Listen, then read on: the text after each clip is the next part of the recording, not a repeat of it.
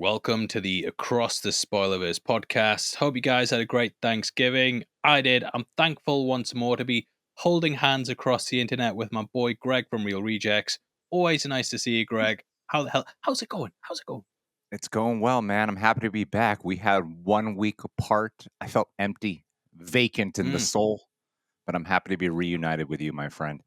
I bet you felt like MT was going to replace you. You see what That I'm was saying? I was worried that I was like, maybe they are going to do a podcast this week and it's just going to be MT on the pod. One day we should get all Yeah. three of us. It'll be chaotic. It'll be really fun. I'll just be Yeah. quiet Well, I'm listening to paying them, so I might as well get money out of them yeah, and be it's like, true. yeah, you come on the pod. But That'd yeah, be hope fun. you guys didn't mind missing us. I think if we had have done the episode last week, I can pretty much see us just saying why the Marvels did badly again, and then talking about why the Hunger Games did badly. But it has had a redemptive arc, and it's actually done really, really well on the second weekend, which we'll talk about in just a bit. Firstly, we're going to get into the box office. So going back to last week, the Marvels completely crashed and burned, and it has beat Morbius as the biggest second weekend drop of all time for a comic book movie in the US Woo. box office. Couldn't believe it. I never in my wildest dreams, Greg, did I think that an MCU film would hold the lowest second weekend box office, but yeah, they've managed to do it. So 77.9% drop from the opening weekend, with a 65 million US cumulative thing. And yeah, it Mm. doesn't look like it's going to make anywhere near close to its money back.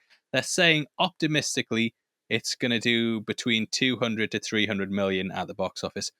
Personally, I don't know. And a couple of months ago, I actually messaged Brandon Davis and I said, Brandon, I remember a couple of months ago, you said that the Marvels would probably do about $500 million. And you got so much crap for it, especially because the first one made $1 billion. And he just replied saying something along the lines of a Thanos meme with "You're not the only one cursed with knowledge." So yeah, it kind of sucks because I don't like seeing the MCU do badly. I've just rewatched the Loki finale again, and just seeing the quality they can deliver, and then seeing this, what the hell is going on, Greg? I think it really is evidence of a damaged brand, though. I was looking it up yesterday because I just wanted to know what because there was two movies that I know for sure in the MCU debuted to bad reviews and mixed audience reception, and that was Eternals and Quantumania. Quantumania still did had a phenomenal, even though it underperformed overall because the word of mouth was not great on it. It still had a phenomenal opening weekend. Eternals, which had a real mixed bag, and not a great critical score either. That at least debuted to $70 million opening weekend and domestically, right? Whereas the Marvels, it just passed $70 million domestically, and normally, especially for a Marvel film with Thanksgiving weekend, when a lot of times, the box office on Thanksgiving weekend can sometimes be quite generative for any movie because families are out, and and I imagine that's why they want to release this in November so you can get kind of that family box office draw.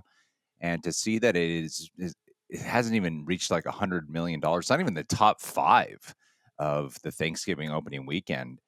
It's a real clear indicator that there is we had a whole big podcast about it, breaking it down in depth of the variety of reasons. We try to keep that conversation as nuanced as possible, but to me this is a real testament to it. Like there's a lot of blame going around for why it did bad, like, people who really like the movie are blaming YouTubers or critics or whatever, and I'm like, well, Quantumania and Eternals had a similar thing. And granted, like, this is the first one where it is like all female led. Same time, I don't know. I feel like I really do think that the word of mouth on it isn't as strong as people would probably hope, even for those that like the movie, because the cinema score is still pretty low or average. I don't know about low is the right word. I think it's kind of an average cinema score. It's sad. It is disheartening.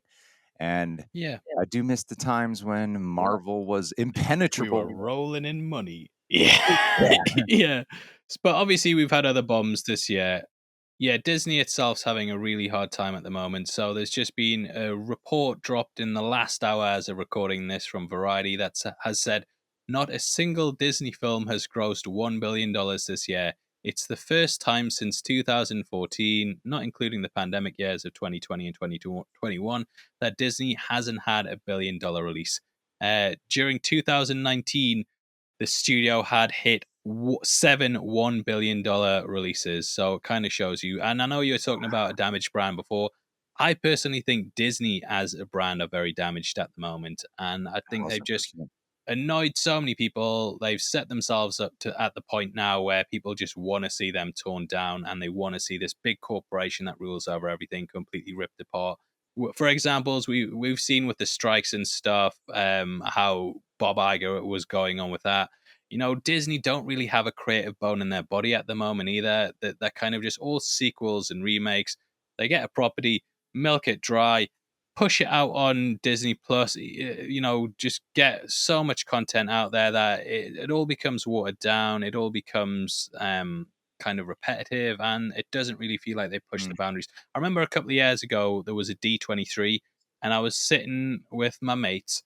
We were watching it play out, and I said to them at the start, I bet there isn't one single property announced here that's an original IP that they've come up with. The closest one they came up with was Sneakerella, which was based on Cinderella, and even that's not really an original IP. We might let you get away with it with Sneakerella, but I just don't feel like the creative. I don't feel like the studio is really taking any risks.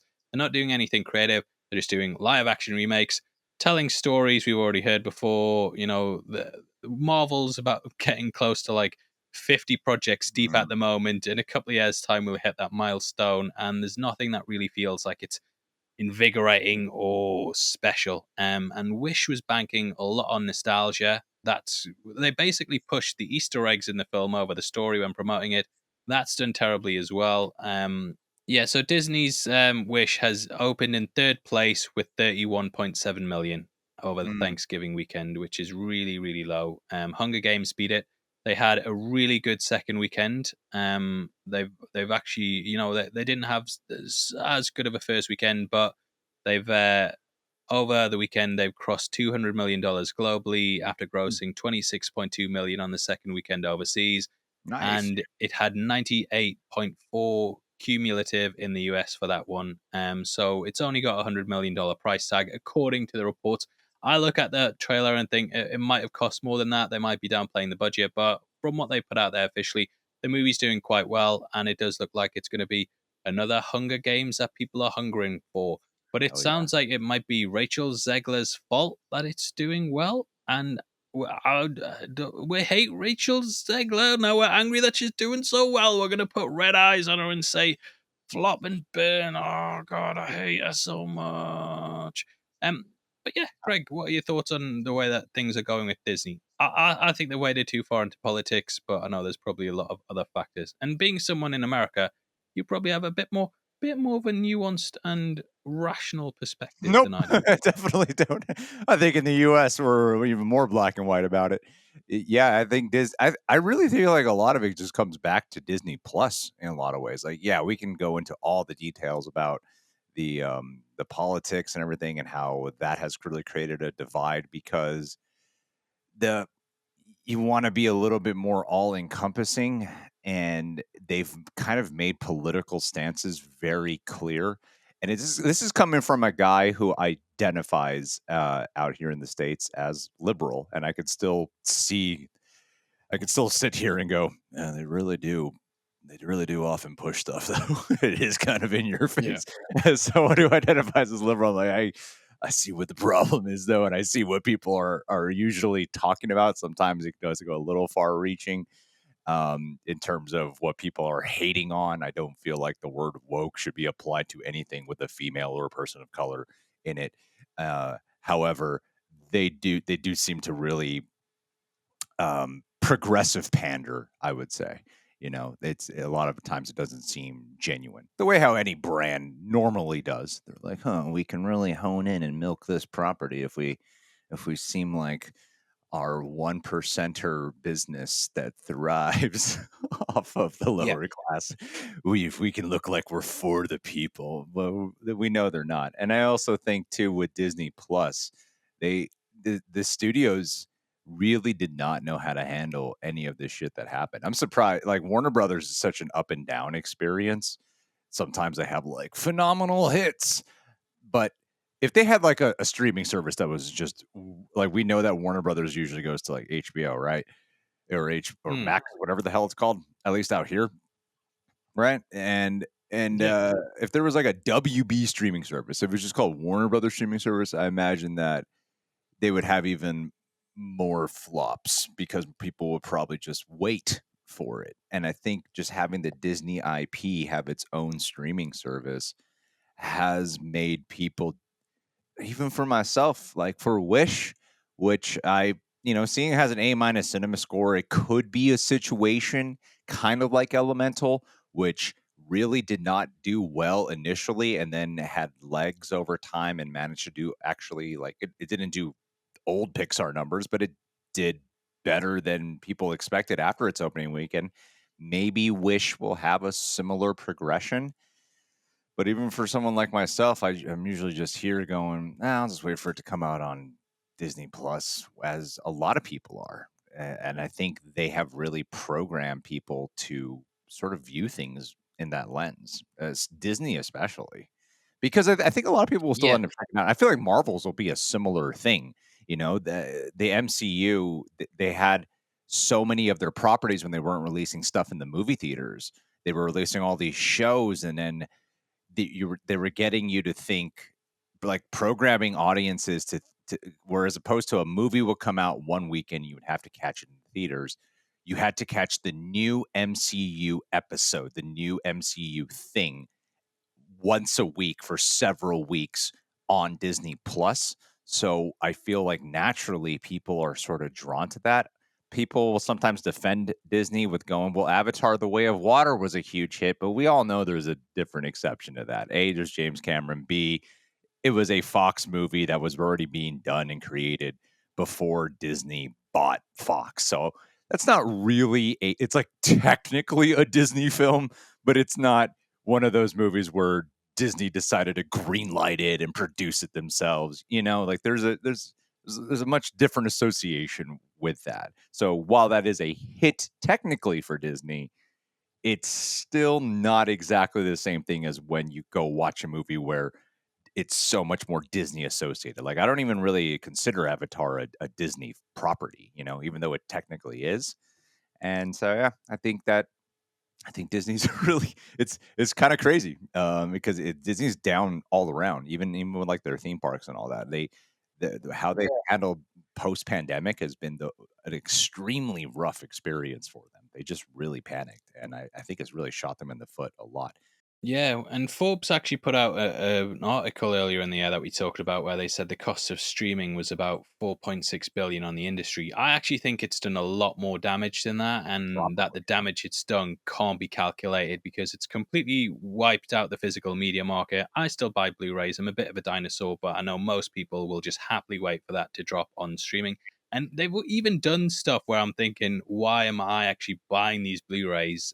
For example, all the Marvel stuff on Disney Plus. It's IMAX enhanced, so you get the IMAX ratio on that, and it's got Dolby Vision as well. Whereas when you pick up a 4K of it physically, it doesn't have the IMAX scenes. It's all letterboxed, and it also just has HDR10, which is we're getting into specifics here, but Dolby Vision is generally seen as being the better format for it and the better technology. And I'm kind of thinking like I'm paying about £25 for these Blu-rays, but I've already got a cost included version of it online. I'm just a bit of a snob when it comes to streaming, Greg. But it's completely wiped out the physical media market. They're actively pushing people towards Disney Plus. You're also getting them the movies and shows streaming on Disney Plus long before they go to physical media, and they've basically taught their audience how to behave and expect their movies to be released. And if I'm telling you like, oh, make sure you give us loads of money to see this film, but it comes out for free in 3 weeks' time and a cost you already pay.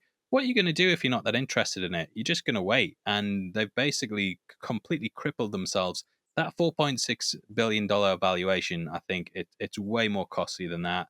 They're no longer selling to third-party cable companies. For example, when, back in the day, if you had a movie, you could sell it off to television station, or sell it to another Yeah. streaming service like Netflix. But they're putting it all on Disney Plus, and it's just this big thing that's just a sinkhole of money where they're just losing money for the fact they've invested so much into this. And I think streaming was incorrectly valued because Netflix, when it got such high evaluations, it was because it was viewed as being a tech company and not as a streaming service. And I think, Netflix's verticals and their business model, it's nothing like Disney's. Sure, they both have streaming services now, but Netflix rarely put things in theaters. They don't sell toys and merchandise. They don't have a theme park.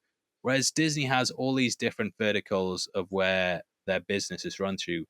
Yeah. And by just leaning so much into this streaming service, they've completely crippled all that. And it's cost them so much. I don't think we'll ever know the true valuation of it. But yeah, it's clearly costing them a lot of money. Well, I think what people often forget about Netflix versus what Disney Plus is doing, Disney Plus is still so intellectual property driven, where Netflix, while they will have like a gazillion original shows that a lot of us will often forget about, when they were having hit television shows or hit original movies, but primarily hit original shows, it was for the mold they were breaking, the groundbreaking aspects of it that wasn't solely dependent on having some pre-established IP that people were aware of, things like Stranger Things or even taking on Squid Games, things like that, or Mike Flanagan shows like Haunting a Hill House and such. It was for the original ingenuity that they had there. And Disney Plus is mainly going, Star Wars, Marvel, Star Wars, Marvel, instead of it relying so much on creativity. So I do agree with one of the, if we're looking at, I don't know what is the ultimate like pot of the slice of the pie chart of what is the biggest negative impact that has happened with Disney. I do think though that, that conversation that we often hear with, they need to be having embracing creativity. Like you often bring it back to like what Loki season 2 did, and I think that within this disarray of the MCU, it's sad to see how much Loki season 2 already, the conversation on that has already gone down because it's been overshadowed by a lackluster performance of the Marvels.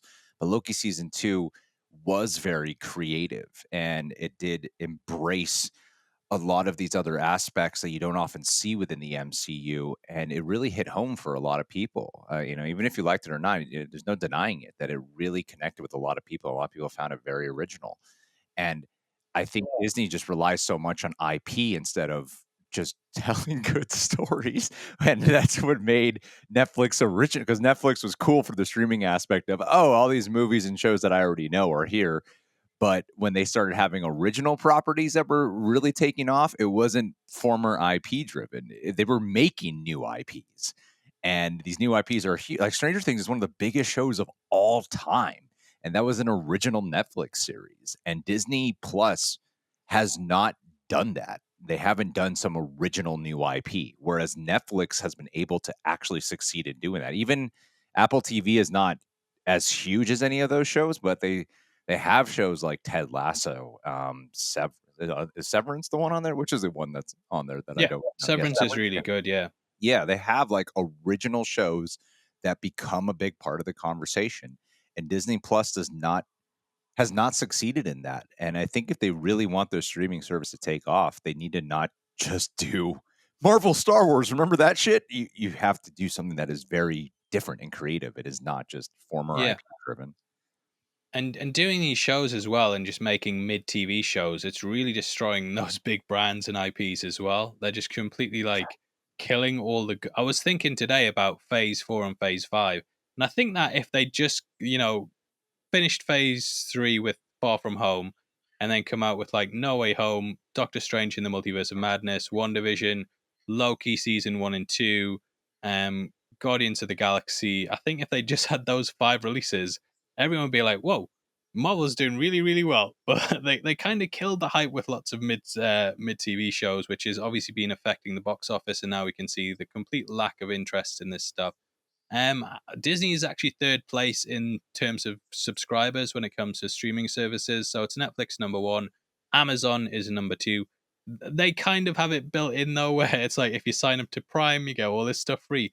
But it's still a good business model, and they're clearly, making money and giving people value for money because you get all the music included, you get next day Mhm. delivery on Prime, you get their TV Yeah. shows, and they've actually started taking a lot of risks with what they're doing. Reacher, I'd never seen season one until last week. Watched all that because I knew the next season was coming out. Did you like it? Absolutely loved it. Great, huh? Yeah, It's a great really, show. It's really fun. enjoyed it. Really Yeah, fun. really enjoyed it, and I can see that being a big show. I really can see. I see the potential there. You've got your first season's really strong. I haven't seen season two yet, but I have got access to it. But I'm going to check it out. And I think by season three, it's going to get such good word of mouth that there's going to be people on just completely on board with it. And they're also taking risks with things like The Boys, Invincible, and I think Amazon are really putting their a nice thing out. They've had their failures like The Lord of the Rings and stuff, where they spent way too much money, but they're finding the ground still. And I think Amazon are at least doing what I would expect a streaming service to be doing, and really putting money into new IPs and properties and Yeah. actors and things that people can get involved in. Whereas Disney just seem to be like, what have we got? It's Marvel. Yeah, make a show. Do we need to read the scripts? Do we need to finish the scripts before we start shooting? Nah, no one will care. Just keep it rolling. And yeah, there's actually been Taika Waititi's kind of came out and talked about Disney this week. This guy. Obviously, the guy's he's just been talking shit recently. But he spoke about the Thor movies and he said, I had no interest in doing one of those films, but I was poor and I just had a second child, and I thought, you know what? This would be a great opportunity to feed these children. And Thor, let's face it, it was probably the least popular franchise. I never read the Thor comics as a kid. That was the comic I'd pick up and be like, And then I did some research on it. I was still baffled by this character. Like, ooh. Yeah, Taika Waititi's kind of just spent the last year digging his own grave and all the goodwill that he had for himself. So everyone likes Thor Ragnarok. I think we can all say like It's a most great movie. people think that's a good movie. I really like What We Do in the Shadows, JoJo. and I like Jojo Rabbit as well. But since then, man, like the other week when he was talking, he was saying like his Star Wars movie is going to piss the fans off. I'm just saying, like, mate, you don't understand Star Wars fans. You do not tell them that. You just say we're making the exact thing that you guys want. It's Yeah. George Lucas's vision.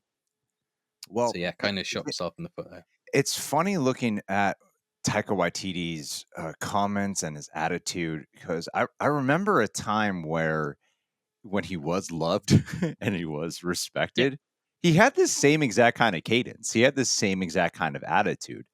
After his success, after winning an Oscar, and then after having Love and Thunder come out, he talks exactly the same way. It just translates extremely different now. Before it was like, Taika Waititi, he's ironic. He's got a sardonic sense of humor, and he doesn't really show the sincere side. Yet now that he has the success and then what he did with Love and Thunder, everything just sort of reads now as like smug and condescending. It just doesn't have the same yeah, effect. And it's strange because if you go back to what he was like prior, like around the time of Ragnarok, like this is the same kind of attitude he would have yeah. in interviews. But before you're like, he's funny, he's cool. But now it seems like insensitive and again, smug is the I way I would think the say it. the turning point was during that VFX reel for Love and Thunder when he 1,000%. was making fun of the VFX artists, and I could just see the tide change then, and he just made a movie that people, it was like a Phantom Menace situation for me, Greg, where I was kind of like, I think and did I enjoy that? Well, it was kind of what, and came out, and yeah, I think once people started really thinking about that film, it just kind of shut it down, and yeah, just seeing him being disrespectful to his workers, I think it just rubbed people the wrong way, and then to see how he's going on now about the properties, you kind of start to think. If this guy wants to just come in and mess stuff up, is he the right person for the job? If he was doing a great job in reinventing the characters like he did with Ragnarok, I can totally see, people giving him leeway. But I don't know. Love and Thunder is just a bit of a mess, and what it does to the characters, even from Ragnarok, it's kind of all over the place. And unfortunately, we are seeing a lot of this backlash in terms of comic book movie interest. The long range box office predictions for Aquaman and the Lost Kingdom have came out, and Greg, it's not looking good. What? Coming in even lower than the Marvels. It's What? going to be, well, this is long range, so they've still got time to change things, but long range is My God. $32 million to $42 million Oh opening boy. weekend, which would be insane, because that would mean this year we've had $2 billion comic book films that have then had a sequel that have done completely terrible. And there were people pointed this out on Twitter, and Hmm. there were people who are like, "Well, technically, the Marvels isn't a sequel to Captain Marvel, but But it is, technically, mate. They're it calling is. it Captain Marvel 2 in China. Yeah. Yeah, they're calling it Captain Marvel 2 in China. You know what I mean, mate? And Yeah. I know that's because stuff like the Marvels and WandaVision, they had something where they weren't allowed, they were banned over there for some reason, because Sure. China just didn't like Marvel for a couple of years. And that might be why, but it's still called Captain Marvel 2. Technically, Captain America: Civil War is Captain America Part 3. Even though Yeah. it's not Captain America 3, it's technically Captain America 3. And this movie Yeah. 100% is still a Captain Marvel 2. When you watch the film, it is 100% still a Captain Marvel Part 2. And this is really bad. Yeah. But Wasn't Jason Momoa just in an interview saying, um, like, "This is my last time I'm gonna be playing Aquaman"? It just yeah. makes you go, I don't know what the intent was there, because I didn't actually watch the interview, but I saw the quote and I saw the way the quote was going around. And when you see that quote that just registers as at the end of the day, most people are not going to hear that quote and go, "Let me watch the interview." Yeah. Most people are going to hear that quote and go, "Well, then why the fuck should I watch this movie?" I already lost it. Like the DCU is like they already had Shazam: Fury of the Gods tank. They already had the Flash tank. Everyone knows these movies are not going to matter by the time the Superman movie comes out. And this is just Jason Momoa going, "Yeah, this one doesn't really matter either. It's your choice if you want to watch it." That's just the way that sentiment reads. It doesn't read like a swan song for Aquaman. It just seems like Yeah. it's done after this. Well, James Gunn famously came out at the start of the year and was like, "Phew, don't bother seeing any of this shit, Yeah. mate. We're just Yeah. we are tying it in. We're tying it in. I'm contractually obligated to say that we're tying it in. But yeah, Mhm. don't worry about any of this shit. So obviously there's been rumors going. I mean, there's so many factors going into this about why the movie's tracking for so low. I think Mhm. the trailers look all right, but obviously, Amber Heard is one of, whether you are on her side or not, there was that massive petition online where it had like 4 million signatures to remove her from the movie. Say, say even, I don't know, 75% of them are bots. You've still got 1 million Yeah. people. Is my maths right? You've still got 1 million people on that signing up to try and get her removed from the movie. So that's a big chunk of the audience. Whether they actually stick to their word and boycott it is another thing entirely. But it drums up a lot of bad publicity for it. It's also connected to this universe where the Flash hasn't done well, Shazam hasn't done well, Blue Beetle hasn't done well, and they've clearly been like, it's on life support, and they're about to pull the plug. They're like, Right. yeah, Right. we're just gonna have all the family come in to say their goodbyes, and then we're pulling the plug on the DCEU. So that's another reason. There's also rumors that Jason Momoa is going to be Lobo. And James Wan, he got paraded about during the week, and he actually released a statement. I'm not going to read out the whole thing, but he was basically saying about all the love and care that he put into this film. Didn't mention Amber Heard at all. Talked about how it was a story about Arthur being a father, skirted around looking after his family, but said it was very much a brother's tale. The latest trailer doesn't contain Amber Heard. I think they are trying to downplay that. I don't think it'll have a massive difference, on the box office if they don't mention her at all. I think people have already made up their minds and that they're not going to see this either way. And it's just a disaster, really. It's got me thinking. I think this and the Marvels has kind of shown that there was a time when these studios could just crap out side characters, but I think at the moment that the movie's just if it's got a C or a D list character, people just aren't interested in it if it's not part of Yeah. a grander story, and that's what Marvel have really fumbled the ball with on Phase 4 and 5. We don't feel like there's that real direction that they're heading in. It all kind of seems like they're just randomly throwing out these projects that aren't necessarily connected, and it is affecting people's interest in this story. You know, they're not. They've said Kang's going to be the big bad, but whenever you watch a project and see him getting killed off, you kind of like, is he though? And then you hear the rumors about stuff, and directors leaving projects. Destin Daniel Cretton's stepped away from Kang Dynasty. The writer's been fired, and yeah, I think just at the moment when something is connected to a shared universe, it has that shared universe has to be special, because otherwise you're just going to see a standalone movie, which maybe 8 years ago these movies would have been groundbreaking and fresh. But Greg, I can't get moved for superhero content. You know what I mean? I turn around, there's superhero content there. Look, I've got a wall of comics. My TV's playing superhero crap all the time. Yeah. It needs to be special, Greg. And a lot of people have seen a lot of this stuff and really gotta sell it as something new. Well, the thing though is, oftentimes people will get upset at, well, we want more standalone films, and of course we do. We want standalone films that do feel special. The Spider Verse movies. I don't watch them to see how they connect to Sony's Spider Man films. It is exciting to see like the amount of Spider Man that are in there and everything. But I those are like its own thing still. At the end of the day, like those Spider-Verse films are pretty much their own thing. While the second one does step into the Venom world for like a little bit, it's more like just a fun moment than it is setting up the grander side of the Sony Spider-Man universe or something like that, right? Like I don't really get that impression. And at the same time, what one thing I've heard go around with Marvels is like it's in a rush to. There's two sides I've heard of it. Some people say like you don't need to see this movie. Other people have said it's only in a rush to get to the post-credit scenes for the rest of the universe. So I've heard two very contradicting sides. One sounds like, well, I need to watch it to get to the post-credit scene and the ending scene.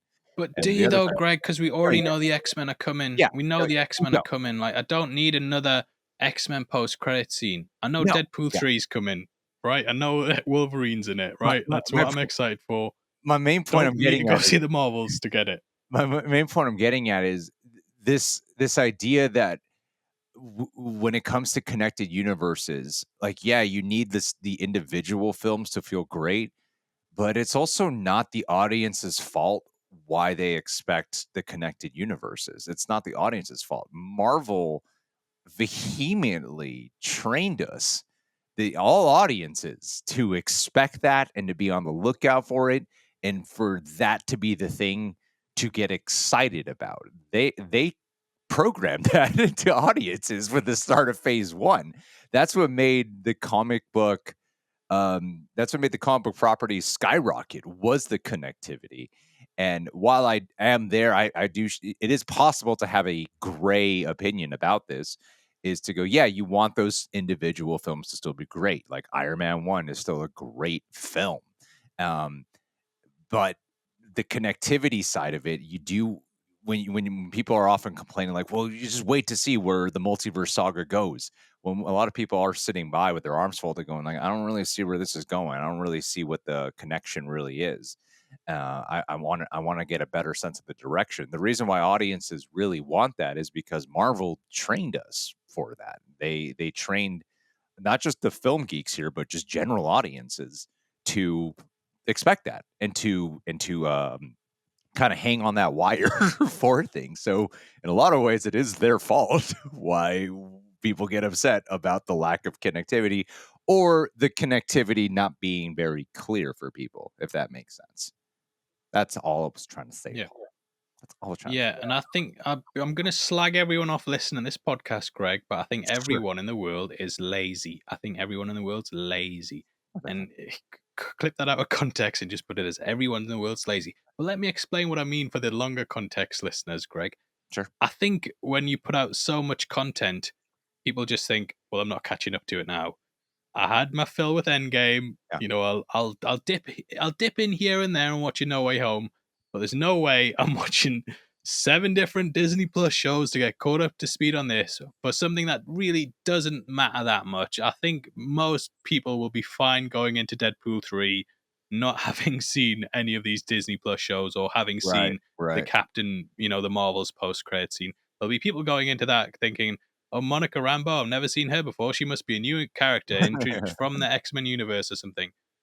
So yeah, I really don't feel like, that I do feel there's too much homework and a lot of it's, a churn to get through. It really is. You just kind of like sitting there going, okay, like we cover it weekly, so it's not as bad because it's our job to do it. But when you haven't been keeping up to it week to week and you look at it, like there's so many shows that are like Suits I really want to get caught up on. Then I look at it and it's like, well, this is going to take It's gonna at be a long least time. 4 weeks of my life. It's going Yeah. to be a full-time job watching this. And I think I'll just leave it. I'll just leave it there. And I think a lot of people are like that with the Marvel Studios stuff at the moment, where it's like, it's more of a job.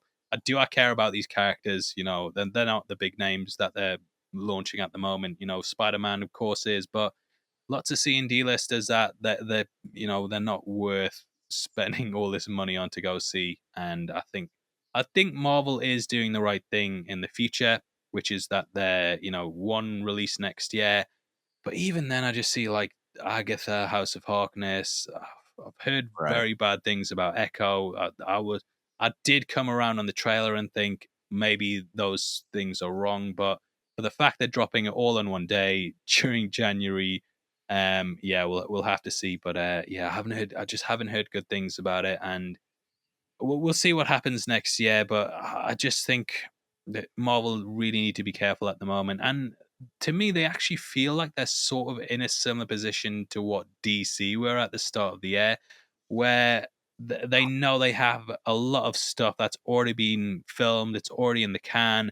They have to release it. They know it's going to devalue the brand, and it's just kind of a case of, well, get through it and hope that we have enough good projects in between that people are interested. And Yeah. I think that's why next year it's going to be very, very Deadpool I focused. think it's so smart to It's do that. Oh god, yeah. Yeah, You need the break. they need to.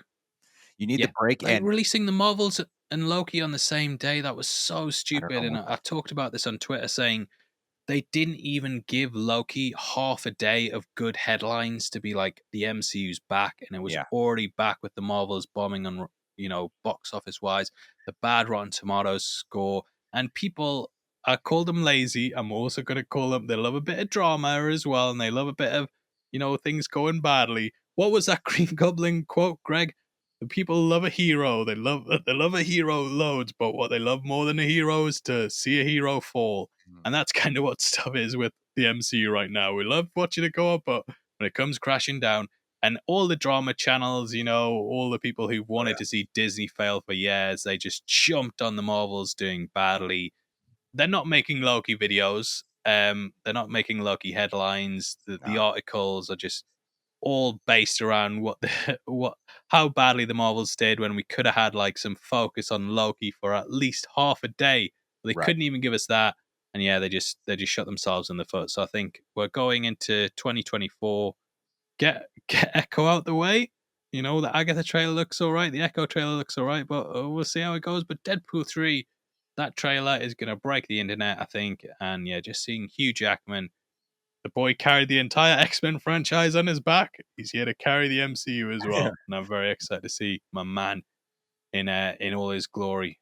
What I really hope they don't do with Deadpool, though, what I really hope they don't do, what MCU doesn't do, is because they could really take advantage of the conversation with Deadpool 3.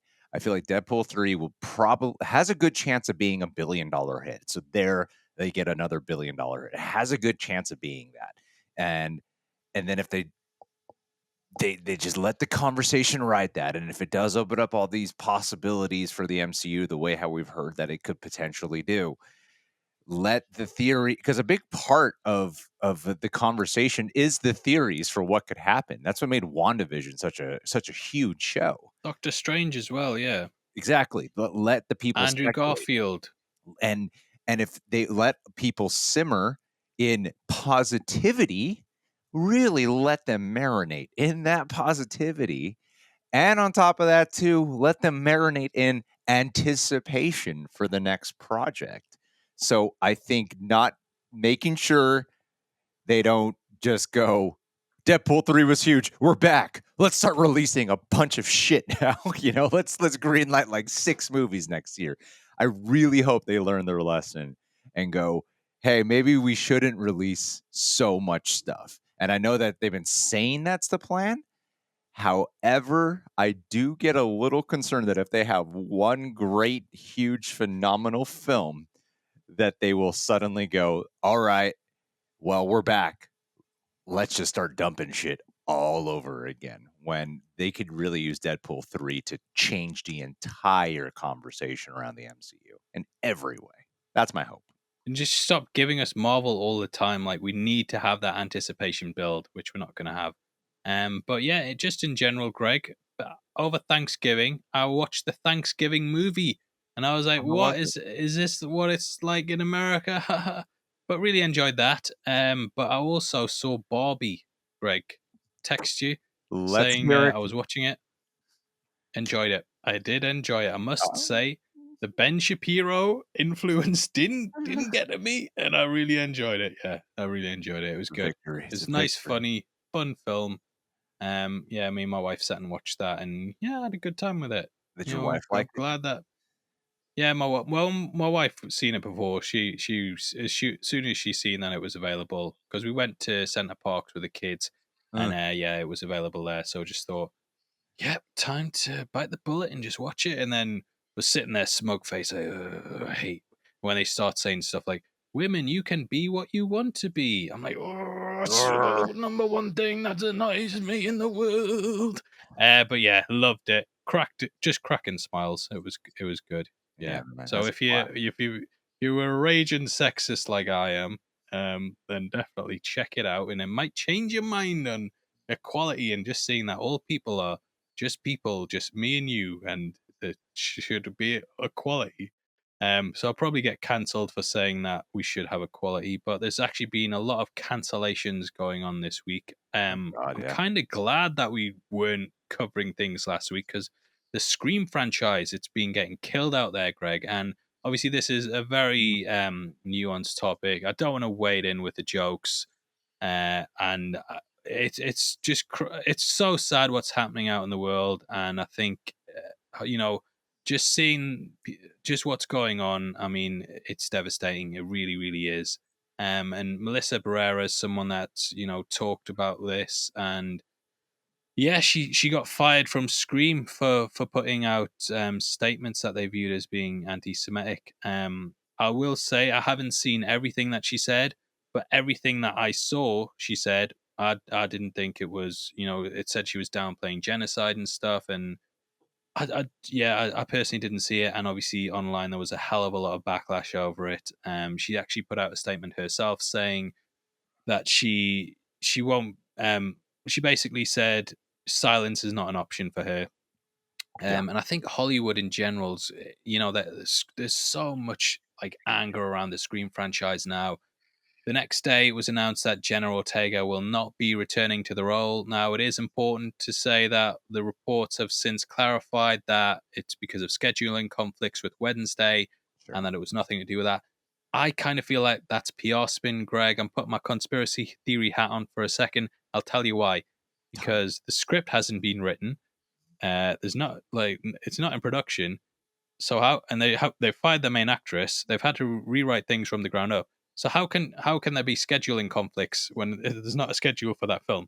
Yeah. You would just say like, well, we'll wait until she finishes Wednesday, then we'll get the ball rolling. But either way, she's now resigned. Probably Ghostface is going to be announced next. But what was your take on the whole situation? Oh, wow. Well, I mean, I did a live stream and it was like the predominant part of our live stream. Like it was a really, really, really long live stream. And then even caught her statement that was released at the end. So trying to condense down these thoughts into just a few minutes is going to be very interesting because I know this is a very sensitive subject Yeah, it all is. around. It's. I think Give it a you shot. know what I think.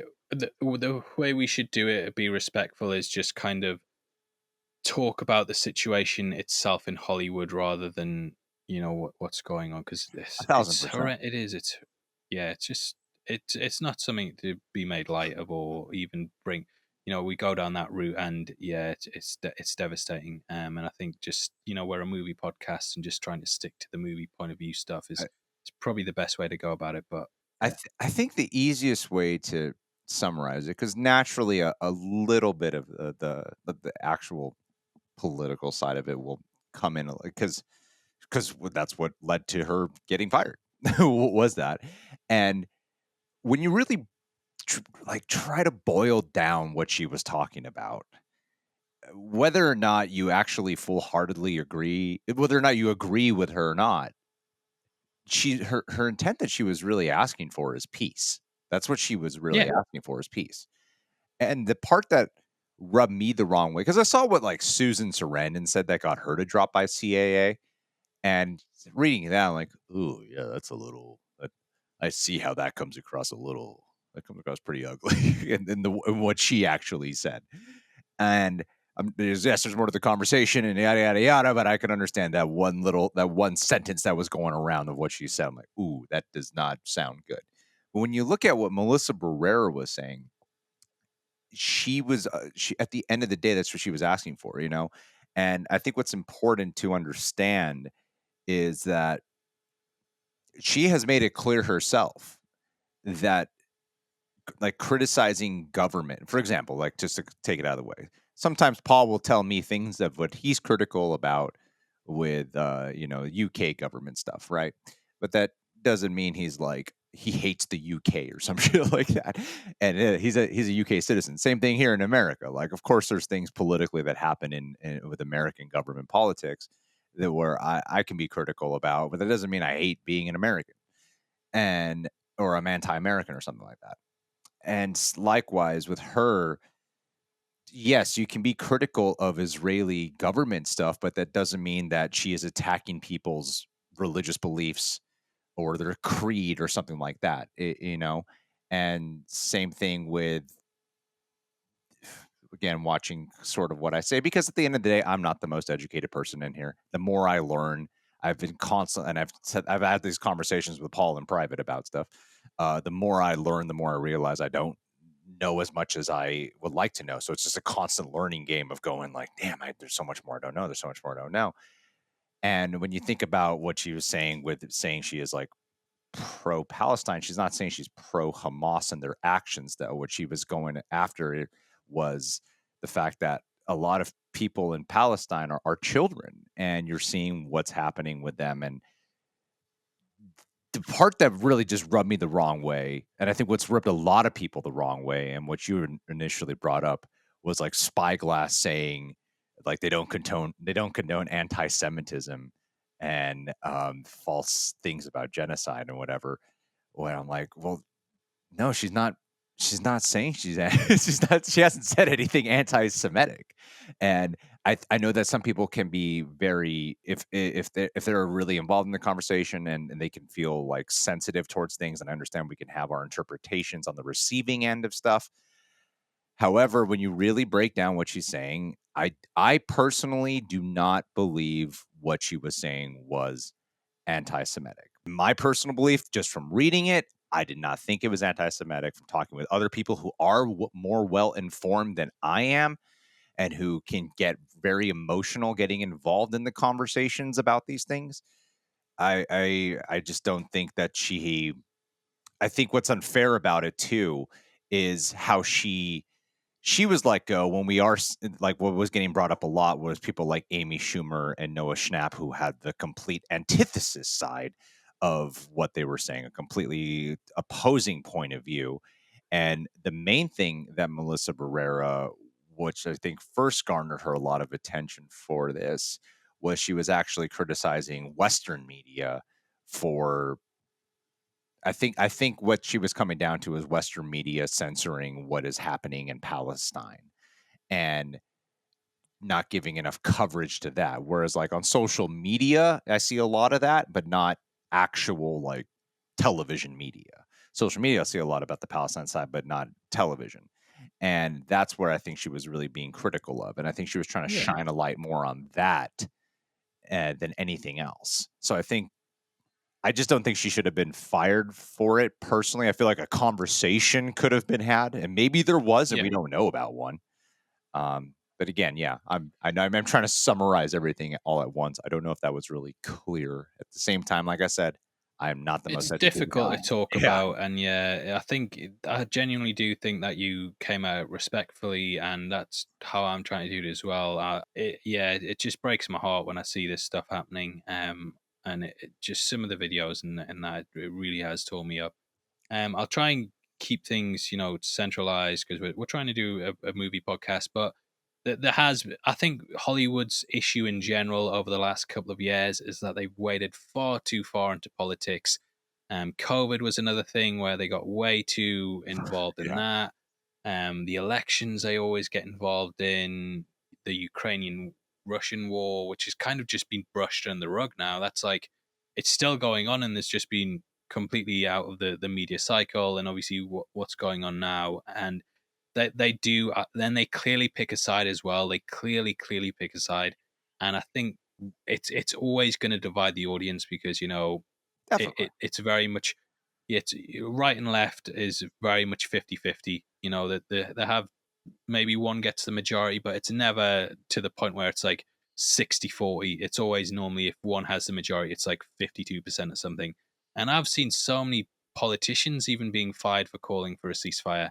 And I think, Hollywood needs to just remember that they're here to entertain and not way too far into this stuff. And that if they do, it's going to cost them in some ways because they're going to alienate people who support certain causes. For years, they've benefited off aligning themselves with identity politics and personal beliefs. So Mm, if they market a movie or their product with something that you identify as or see yourself as, you're going to associate that product or brand with your personal self. And that's why they do it. It's because they believe that if people have a personal attachment to something, they're going to be more likely to buy into it and more likely to support it. And they have started doing this, but it's also getting the point now where they're dealing with really serious issues. And I know even us just talking about it on the podcast is going to alienate some people, of which course. unfortunately it's the way that the world is, and we are covering these stories. But it just hasn't. It's not. Scream VII is going to do really going to have to like they've got an uphill Yeah. battle trying to sort this stuff out now. And they've actually returned to Patrick Dempsey and Neve Campbell and asked for them to return to the franchise. And this is all coming off the back of what happened with Neve Campbell earlier in the year, where she said she asked for a certain price to be paid. They said she's not worth that.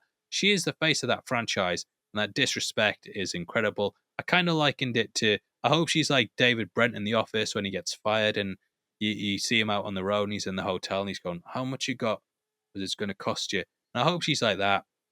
But they've really shot themselves in the foot with this, and it's caused a complete crisis. And unfortunately, Hollywood have waded far too far into this stuff now, where they're firing people for having what are basically opinions, and they can Yeah. lambast them and say they're calling for genocide and stuff and downplaying it. But if you really read into it, I think anyone with any common sense who might not be invested in a certain side, who's just coming down the middle of it, they'll see that. And I just don't think it was the right way to handle it. And I think the optics on it have been absolutely terrible. And yeah, it's just taken them to get involved almost in the conflict themselves to the point where that they're not they're clearly supporting a side. They're clearly supporting a side, and I just don't feel like it's what they should be doing and how they should be positioning themselves because it's such a complex conflict that's been going on for decades. We obviously have our own certain views on it that we're going to keep out of the podcast, but Yeah. I think that it's way more nuanced, and for every argument you have, there's going to be a counter argument, and it's just when it's life and death, and you're talking about making Scream movies, yeah, it's just I don't know what you're doing.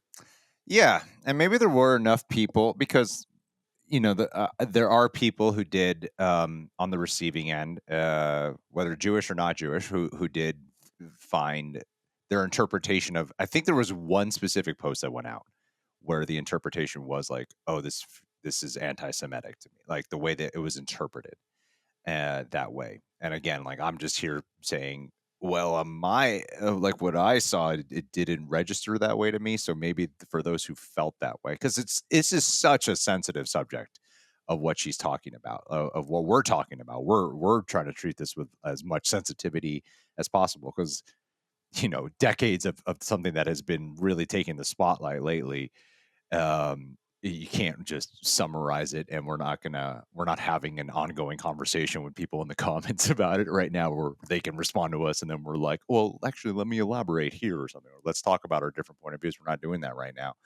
And I do, that's why I'm saying, like, I think like a conversation it just didn't seem to me like Spyglass had a conversation with her about, "Hey, I want to talk to you about what you meant by these posts." Or That's what should be. is there some middle ground here where we can be like, do you mind, like, maybe not?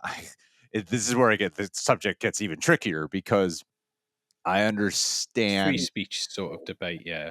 Yeah, I don't like, think they should have just fired her out. no, She no. literally posted it and was fired within a couple of hours, and I think that's so drastic. It's not even really giving her the chance to. And sure, she'd done a number of posts, but I don't know. I think you have to kind of approach your employees almost as if everything's kind of not a black and white issue, and at least allow them to explain themselves. And Yeah, yeah.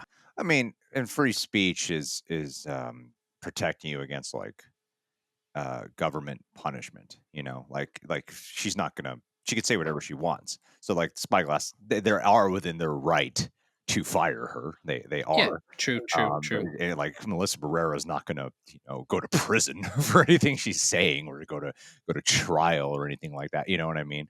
So, like, it's nothing against her free speech. It is, but the conversation does get bigger when you do think about, well, there's other people who are celebrities and faces of properties and stuff, who will put out a completely different opinion than her, and there's doesn't seem to be repercussions for them. And it does start to open up that ground of whataboutisms, and also what is fair, and all this stuff. And to me, this just doesn't seem, I feel like the nuance got lost. And if anything, what Spyglass has done, which is kind of like the ironic part, is because I didn't know about anything Melissa Barrera was saying until she got fired, right? And then it did become a deep dive on, like, there have been people who have been posting, like, countless things. There's one thread in particular pointing out, like, everything she's been posting, and like, I just deep dove through all of it. And the ironic part about what Spyglass has done is, by firing her, they have given more attention to what Melissa Barrera has wanted to be out there even more so. Like, wait, why was she fired? And for people who probably aren't even involved in the conversation of what goes on in Israel and Palestine, now they're getting more of that perspective and point of view, and hearing more of the people supporting Melissa Barrera's point of views as well. So, if anything, they've, in a strange way, like, they've harmed her career, because this is something where, as a as a as a non-white actress, it's already hard enough to get work, and now she has, and she, while she is a great actor, like, I didn't really love her in Scream V, but I thought she was amazing in Scream VI. This can make it harder for her to get work naturally. And at the same time, when it comes to her political messaging, she's just gotten out more attention for it. And so, in a weird, ironic way, now the message is out there even louder than before. Yeah, So, definitely, sense of definitely. irony to it. Sense of irony. Yeah, I mean, and that's the issue that you run when you wade into politics. You kind of, you get pulled to a certain side, and that's it. They've aligned themselves with the opposite to what she's saying, so they're pretty much stuck in that position. And you don't. The thing is, it's an unfolding situation as well, and we don't know what's coming around the corner. And that's why I do feel like it's best for a lot of people to just almost, like there was a great tweet I seen once that was basically saying all social media is like that Dave Chappelle skit where they go to Ja Rule on 9/11 to ask his opinion, except everyone on social media is Ja Rule. Like, you don't have to give your opinion on all this stuff, mate. And yeah, you can totally, it's totally fine to stay silent if you're still unsure about things. And I think wading into these politics is kind of always going to cause issues. But on to some more positive news, Greg. I've missed out. I'm wearing the T-shirt I wore in another episode, but I forgot to shout them out. But this is Adopt My Block. It's a charity on the streets of San Jose that basically my mate Dan, he run it, and Hmm. I give him some. I just donated to it because he was running it. I donated a couple of times, but what they do is just take dogs off the street, care for them, find them homes. It's a brilliant charity. Adopt My Block. Oh, Yeah, so I donated to them, didn't expect anything back, but he was like, "Oh, I'll send you out some stuff." So he sent me a t-shirt and a hoodie, and I was like, "I'll wear that on the podcast, give you a shout out." But I forgot to shout them out that time, Greg, because we were so deep in the news. So I'm making up for it this time, guys. So yeah, Adopt My Block. Make sure you check them out. You know, they do great things for dogs. Just dogs are the best. They look after them. So yeah, lovely, lovely little charity, and onto some lovely legacy casting, Greg. Superman Legacy. I don't know if you've seen the photos of David Cornsweet floating around, but the man is looking jacked. He literally looks like Henry Cavill with a beard. But yeah, the full cast of James Gunn's Superman Legacy is starting to build up. You've obviously got David Cornsweet as Superman, Rachel Brosnahan as Lois Lane, and it just announced Nicholas Holt as Lex Luthor. yeah. Lex Luthor. I was a bit kind of funny on this when I first seen it, the first 5 minutes, but then I thought about it. I thought, who's my favorite Lex Luthor? It's bloody Michael Michael Rosenbaum. And Rosenbaum. he's sort of, yeah, he can sort of be in the same vein as that. I think casting him as the same age. Interestingly, Nicholas Holt actually went into audition for Superman. He auditioned for Batman, he auditioned for Superman, didn't get either of them, but he's got this. And I actually think, it's quite a good mirror take on it, having someone who could Sure. play not only Superman, but also Lex Luthor. And I think what they can really do well is have the ego thing with this, which is where basically Lex Luthor has built himself to perfection. He's a genius. He's a multi-billionaire. He's got these massive businesses. He sees himself as someone who should be lauded in the same way as Superman. And if they even have him, they have him someone who could have played Superman, but he just doesn't have those superhuman abilities. And that chip in his ego is just what drives him insane. I Yeah. think I do think it's quite good casting what they've done Oh, if they go that absolutely. route. They might just have him doing fart jokes because it's a James. No, I like James Gunn, but we'll see what happens. I think Nicholas Holt absolutely deserves a huge film where his face can be seen. And he's a very talented actor, man. I mean, he was if you kind of look at his filmography of like what has he done recently? Like I know That he's in Renfield, Renfield, but he was also in like The Menu. Of course, we know him as Beast in the prequel X-Men series. He's been in Mad Max. The guy can do and he played Tolkien. The guy can do like a variety of genre very well, eloquently. He's got a handle on any kind of genre you throw the guy into. He can pretty much do. And I think just even when you look at the cross between sort of what he's like in the, I mean, he's displaying because like part of Lex Luthor is he's such a just one aspect of his many. He's a genius, and he's also very rich, and he's got that elegance about him, right? So if you can have that level of rich, elegant genius, just looking at his work in just some of those movies that I listed off right there, you can see sort of an amalgamation of all that. And he's also villainous. So and he's done that, even in Menu and stuff. So he can do all these types of characters, and I think with the wide variety of work, because most of the public kind of knows him from just a few roles, but if you do look through the guys like IMDb at least, and you see what lead characters he's done, and even if you go to like his Rotten Tomatoes, I'm sure a lot of those movies and shows have really good critical and audience reception that people have been drawn to his work. There's something about Nicholas Holt where I wouldn't have thought of him to be the guy cast for it, but when yeah. I heard it, I was like, oh no, that does make a lot of sense when you think about everything the guy has done.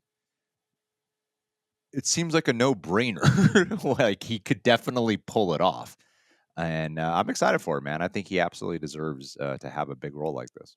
I think he's going to be good. I think he can kind of switch between being pleasant and happy, but also commanding as well. I think it's a really interesting take to have Superman sort of go up against his mirror and have that embodied in Lex Luthor. Now we've also had some other casting in that Anya Taylor-Joy is apparently going to be playing a Herald of Galactus in the upcoming Fantastic Four film. This isn't confirmed. Been lots of more Fantastic Four casting news to hit you with. It's a different actor every week. It's Yep. playing musical chairs with them. But there were rumors that Silver Surfer was going to be Silver Surfer, and it was going to be a woman. So now people have heard that Anya Taylor Joy is playing one of his heralds. Most famous Galactus herald is of course Silver Surfer. So people put the two together and assume that it's going to be her. Greg, how are you feeling about this? I'll tell you how I'm a bit, and I'll tell you why. It's not because I hate women. I promise you guys, not because I hate women. Just wait. I'm two sides of it, man, and I'm not trying to play both sides here. I'm just We can naturally, see things from both sides, I'm just, guys. I'm naturally two sides. One part of me is like, I don't really give a shit if Silver Surfer's a female. The other side of it is, why make Silver Surfer a female exactly? Because it just seems like it'll provoke people. Like, what would be the Mm, purpose of doing? I don't see like a strong story choice for making Silver Surfer a woman. At the same time, I don't really care if Silver Surfer's a woman. Like, I'm not going to be part of that camp that's really upset about it. Like, I sort of associate Silver Surfer as like a cool dude in silver with no genitals, just riding around on a surfboard, and is kind of a stoic personality, and like they gender swapped Ancient One, and I think Tilda Swinton absolutely knocked it out of the park. But I was kind of at the same mindset. I was like, I don't really care. And then I think, but the thing is, Ancient One is nowhere near as famous of an iconography, famous imagery. Like, even if you don't know Silver Surfer in comics or whatever, I'm yeah, pretty confident you've seen Silver Surfer. Like, everyone has probably seen some image of Silver Surfer, so they know Silver Surfer. It just seems like to me that I can't. I don't know what the. And maybe they have something up their sleeve other than we just wanted to make Silver Surfer a woman. I'm of two minds. One part of me is like, I don't really care. The other part of me is like going, well, are they going to give me a reason to care of why Silver Surfer's a woman? So when I say I'm on two sides of it, I'm basically going, my personal feeling at first is I'm not that affected by it. That my other feeling is going, but why? Why would they do that? Like, I do become puzzled by the idea of making Silver Surfer a woman, because it it seems like if you're going to finally bring Silver Surfer into the MCU, why not just do what we all know Silver Surfer to be, you know? And yeah. that's just kind of where I'm at about it. Is like, I don't really see what the justification would be, other than we just wanted to change up the gender just cuz, And I think if It you get sounds like that, you don't want to see women playing Silver Surfer, Greg. By the is sounds of that it, I'll tell you why I'm not that. Well, I'm not. It's just what Marvel have done with villains recently. Gore the God Butcher. They had Christian Bale in the role. I thought, oh my god, this has the hmm, potential to be one of the best movie villains of all time. Completely messed it up. Look what they've done to Kang. Guy's sort of a joke now. Darben wasn't really a big Darben fan, I'm going to be honest with you, but just the way they handle villains, in all honesty, I think Marvel have kind of almost went back to that phase 1 and 2 villain sort of thing that they had, where they got big act like Christian Bale to me, that they got such a big actor in, fumbled the ball with it, didn't do the villain right, and I sure. just worry that they're going to get, Anya Taylor Joy is going to become another villain that gets wasted in what is an iconic role and should be something massive. And I think, I do But would think, Silver Surfer remain a villain though? no, I think Silver Surfer is someone who would stick around, so they do have more leeway Yeah. there. But I think they'd really have to just. I just hope Marvel realize that they're messing stuff up with the villains in these films, and that Christian Bale stuff, mate. That should have been the last straw. You had Christian Bale as Gore the God Butcher. That should have been the next level thing, but they didn't do it. They messed it up, and there's even talks of Mads Mikkelsen being brought back, but playing Doctor Doom. And I was like, what do they mean brought back? And they were like, yeah, he was a villain in Doctor Strange. I was like, oh crap, he was. If anyone finds out I didn't know that, my channel's going to get debunked. Like completely defunded and taken down. But yeah, I forgot for a second because that's how unmemorable that they hit that character was and What's what his they name did with him. And again? they Calius? they completely, wasted that. I think Loki and Thanos and Vulture, I would say those are like the three villains where I'd say they really handle those guys well. Oh, But a lot of the other Killmonger, villains, homie. Killmonger. yeah, Killmonger, the High Evolutionary, I really liked as well. Yeah, but they can often fumble the ball and sing. I just don't want to see another good actor wasted in this Sure. part. And we've actually just had some breaking news come in, Greg. Breaking, exclusive. So Michael Waldron is now going to be writing both Kang Dynasty and Secret Wars. Yeah. That's been officially announced by Deadline. Yeah. So Jeff Loveness is. We've heard for ages that he's been fired. But yeah, kind of. The other week I was a bit worried that Kang was going to get replaced. We were thinking he should just be recast. Sounds like they're going all in on Kang, and I hope they start really doing some stuff with it. So yeah, he's Michael Waldron. Obviously, worked on Loki. He did Doctor Strange: Multiverse of Madness, which I like. I know a lot of people don't, but yeah, excited to see what he does with it. Yeah, I think we'll see what happens. Yeah, I don't know. I'm not that excited. I don't know why it's not really doing anything for me. I can feel like Yeah, Michael I think the Walker. risk. I'm just so like this I th- Avengers King Dynasty news has been so up and down. Yeah, like you could. yeah, I think the risk with having him write two films as well is that if one sucks, you've still got to go ahead with the second one, and it's Yeah, like, oh crap. I mean, we me. heard of all the changes going on with Multiverse of Madness, and it sounds like they just rewrote the script so many times. I think Elizabeth Olsen she stopped reading them because they were getting so many different ones. So hopefully they keep him on track.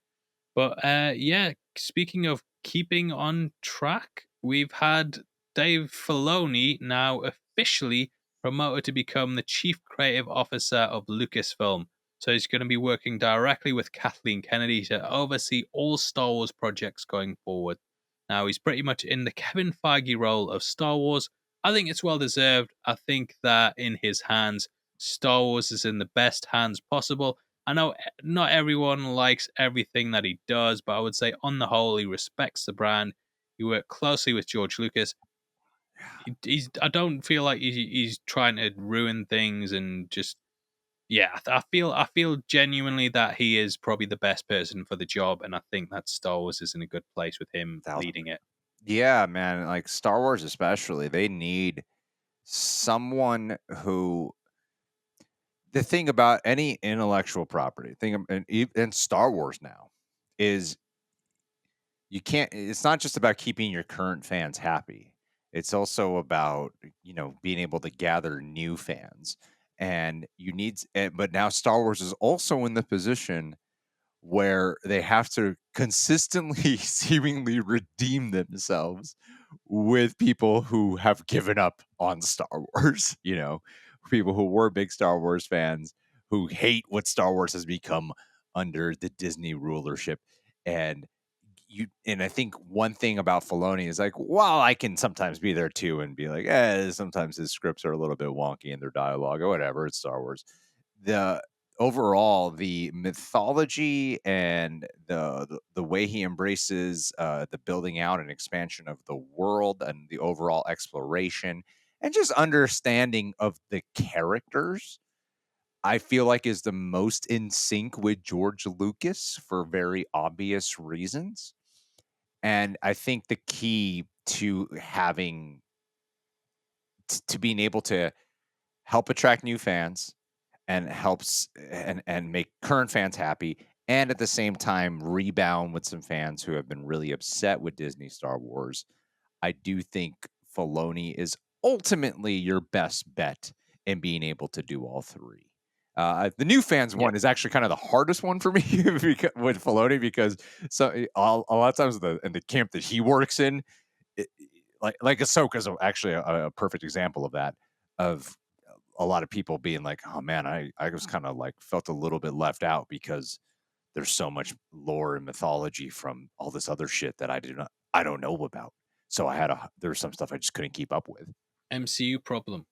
Yeah, yeah, and so that will be the thing with Filoni where I think he would need to see how he can redirect a little bit where people don't feel that way. Because while there have been a lot of people who did not see Rebels and Clone Wars who were still able to really enjoy Ahsoka, were definitely still some people, a good amount, I would say, that fell off after the first couple of episodes because they couldn't. They were like, I don't know who these people are or why I should care, you know. And a lot of that care came back to, well, if you saw Rebels, you would care, you know. And I think that's where he has to really kind of combat with himself a little bit, is making sure he can still attract a new audience and not just keep the Clone Wars and Rebels fans happy.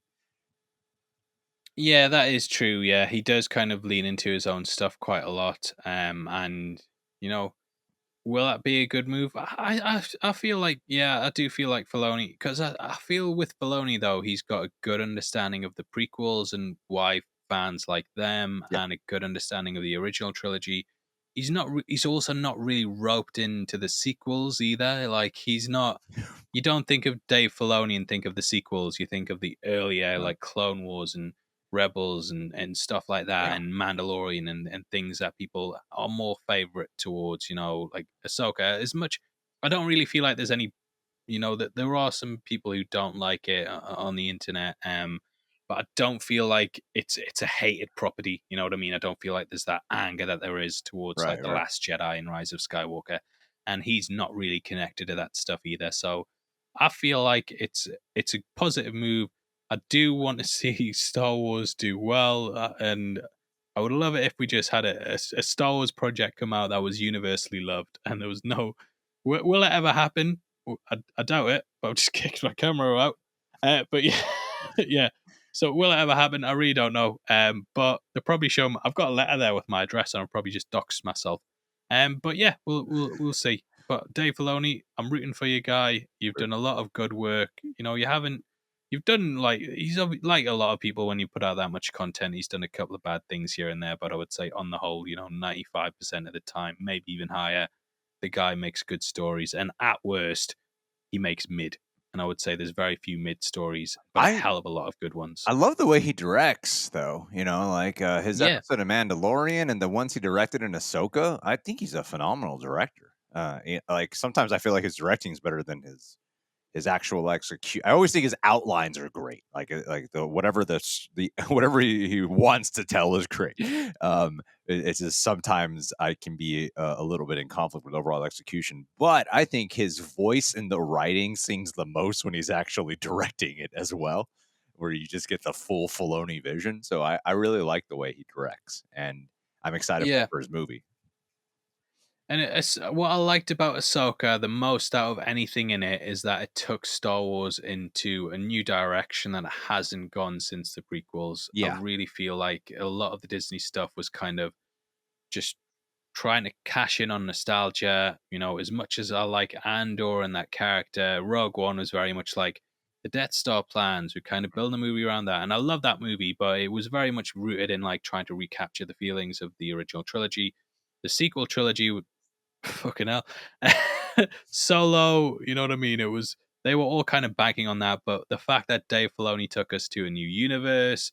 Sure, he brought back Thrawn, but he's someone who's kind of not necessarily had the exposure that the other people had, and he came from the expanded lore. And yeah, the Night Sisters and stuff like that. I know they were in the Clone Wars and Fallen Order and stuff like that, but it felt like he was really evolving Star Wars from beyond what it's been in the past and giving us totally.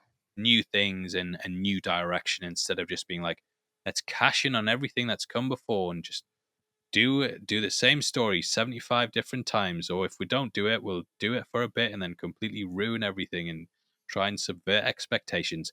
Yeah, very excited to see what he does with it. I'm hopeful that he's going to bring Star Wars back. I'm hopeful Marvel can return. Michael Waldron, we'll see. Let's see.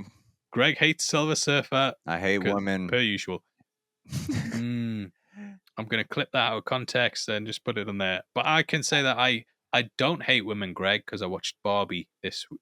Yeah, You see what I'm saying? you I'm conquered not one sex. of those men who refuse to watch Barbie. Yeah, thank you guys. And thank you for all your support again. I know there's ladies out there who watch this. We love you just as much as the guys. Might even love you a little bit more if you know what I'm saying. But don't tell the guys we said that because they'll burn down the entire channel and say we've gone woke. But Paul, it's can I? good having you guys Let's as always. I start. hope you don't mind us taking the week out. We probably took too long of a break and now no one cares about our opinions. Yeah, we'll try have a good conversation there, Greg. I hope you've enjoyed it as well. Have you got any final words? Where the hell are you going? Get back in your I chair, need you to seize son of a the. bitch. I need to run to the door. Close us out, Paul. Okay. Okay, guys. Well, Greg's got to run to the door. The hitman has finally arrived. He's knocking on that. And yeah, I'll see you guys next week. Across the Spoilerverse, we're on all good podcast services Spotify, Amazon, Apple. You want it on YouTube? We've got that as well. Love you guys. Missed you the last week. You are the best. Take care.